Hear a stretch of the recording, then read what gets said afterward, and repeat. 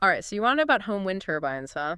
Wondering if they're finally ready to compete with rooftop solar. Yeah, it's a good question. A lot of people are asking that these days. Well, today we're doing a deep dive into that very question. We're checking out this really interesting video by Matt Farrell from Undecided called How We Solved the Home Wind Turbine Problem. Oh, yeah, I saw that one. It's got some really cool stuff in it. Right, like he gets into some really exciting new tech that just might change the game. Absolutely. He dives into some really innovative solutions. They're really tackling those age-old problems that have kept residential wind power from really taking off. Because let's face it, right now, home wind turbines aren't exactly common. No, you don't see them too often. So what are some of the big obstacles? I know folks watching Matt's video might already be thinking about things like, needing a lot of space or enough Mhm. wind. Yeah, you hit the nail on the head. The biggest hurdles are space-consistent wind and, of course, cost-effectiveness. Mm-hmm. Matt points out that the U.S. Office of Energy Efficiency and Renewable Energy recommends at least an acre of land for a turbine. An acre. Wow. That's a non-starter for a lot of people. Especially for those of us living in apartments. Exactly. So does that mean home wind is only for those with acres of land in perpetually windy areas? Not necessarily. While those large turbines do have limitations, Matt highlights a 2022 study by the National Renewable Energy Laboratory. Okay.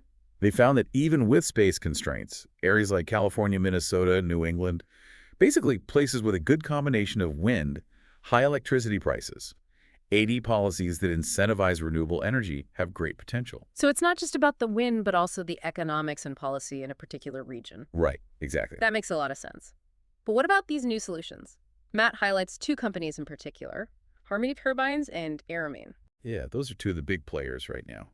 What's interesting is that both of these companies seem to be tackling the issue of dirty wind head on. Those turbulent, inconsistent gusts that traditional horizontal turbines struggle with. Ah, I see. So they're designed for the real world wind conditions most people actually experience. Exactly. Let's start with Harmony Turbines. Their approach really caught my eye. They're taking this older design called a Savonius turbine and giving it a 21st century upgrade. Yeah, the Savonius have been around for a while, but it's never really caught on for large-scale energy production. Why is that? Well, it has to do with efficiency. Traditional horizontal axis turbines are much more efficient at converting wind into energy, especially in high wind speeds. But the Savonius design has some unique advantages that make it perfect for residential settings. Like what? Right. Unlike those massive turbines we're used to seeing, the Savonius design is vertical. Imagine a cylinder with curved blades inside, kind of like a whisk. Oh, okay, I can picture that. This vertical design is what allows it to capture wind from any direction. No need to rotate to face the wind. So no more giant blades to catch the wind. That's a game changer, especially for residential areas. Exactly, and they're much quieter than those big horizontal turbines. But Matt also mentions that Harmony takes it a step further with something called a furling mechanism, right? Exactly, and this is where it gets really interesting. Traditional turbines can get damaged in strong, turbulent winds. If the wind gets too strong, it can actually tear the blades right off. Yikes. Harmony's furling mechanism solves this by automatically adjusting the blades when the wind gets too strong. Oh, that's smart. Yeah, it prevents damage and ensures optimal energy capture even in unpredictable conditions. That's incredible. It's like they've engineered a solution to one of the biggest fears people have about wind turbines, that they'll spin out of control or break in a storm. Right, and this seemingly small tweak has massive implications. It opens up a world of possibilities, allowing these turbines to operate safely and efficiently in areas previously considered unsuitable for wind power. Okay, so Harmony is tackling the consistency issue, but what about placement? It's not like you can just stick a Savonius turbine anywhere, right? You're right. But that's where the other company Matt talks about comes in Aramine. Okay. They've developed a system that mounts directly onto the edges of buildings. Really? Yeah, they're capitalizing on that wind tunnel effect you get between tall structures. Oh, right. I've definitely felt that effect walking down a city street on a windy day. So they're actually using those intensified wind patterns to their advantage. Exactly. Instead of trying to find the perfect spot with consistent wind, Aramine is essentially creating it. Plus, their system is much more discreet. You mean no giant spinning blades? Exactly. No giant spinning blades towering overhead. That's a big plus, especially for people concerned about aesthetics or living in areas with building height restrictions. But do these systems actually generate enough power to be worthwhile? What did Matt say about their performance? Well, Airmine has been running a pilot project on a BASF building. BASF, Yeah. the chemical company. That's the one. They've had it running for over a year now, and the results have been really promising.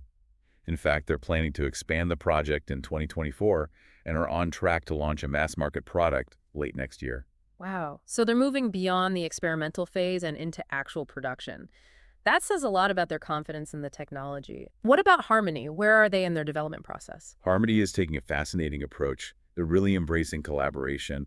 They're working directly with universities like Bucknell and Penn State, conducting full-scale testing and really digging into how to optimize these turbines. So they're really taking a rigorous scientific approach. Absolutely. And they're not being secretive about it either. Yeah. They're sharing their findings, publishing their research. It's really refreshing to see that kind of transparency. That's interesting. I remember Matt mentioning something about how with these vertical turbines, closer might actually be better, something to do with wind patterns, right? Exactly. It's counterintuitive. But unlike traditional turbines that need to be spaced far apart to avoid wind interference, vertical axis turbines seem to actually benefit from being clustered together. Oh, really? So you could potentially have multiple turbines on a single building. Exactly. This could be a major advantage when it comes to maximizing energy production in a limited space. It really seems like they're rewriting the rule book on wind power. But you know what else struck me about Harmony? Their commitment to transparency. Absolutely. They're sharing their entire development process online, the successes, the setbacks, the lessons learned. You can visit their website or a YouTube channel and get a real behind-the-scenes look at what it takes to bring a new technology to life. It's refreshing, isn't it? They're not afraid to be open about the challenges and to invite others to learn alongside them. It's almost like they're saying, hey, we're all in this together trying to build a more sustainable future. And that's a powerful message. This open source approach could be a game changer, not just for Harmony, but for the entire renewable energy sector.